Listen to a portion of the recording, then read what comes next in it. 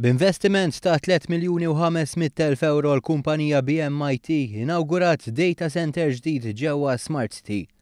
Dan ifisser li qed jiġi kummissjonat netwerk internazzjonali b'kapaċità għolja. Iċ-ċentru ġdid tal-akbar operatur fil-qasam ta' data centers f'Malta huwa mibni bl-ogħla standards f'din l-industrija u jagħmel użu mill-aktar teknoloġiji avvanzati f'dan il-qasam.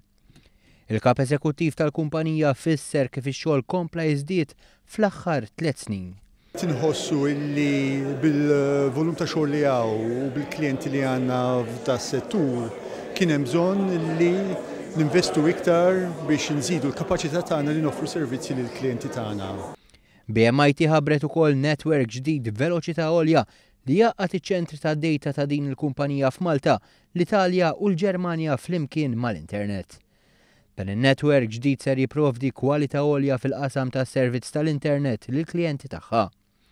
Barra minn hekk qed jintużaw diversi konnessjonijiet blues tal-fiber il-barra minn Malta.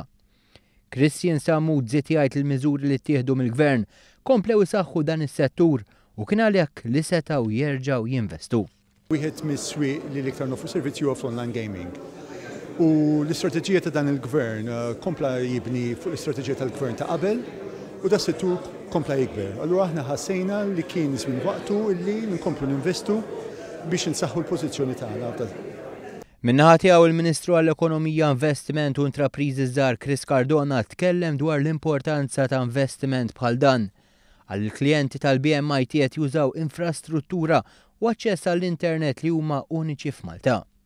Żied il-servizzi offruti minn kumpaniji bħal BMIT jagħtu l-faċilità lin-negozji biex joperaw online b'mod sigur u effiċjenti.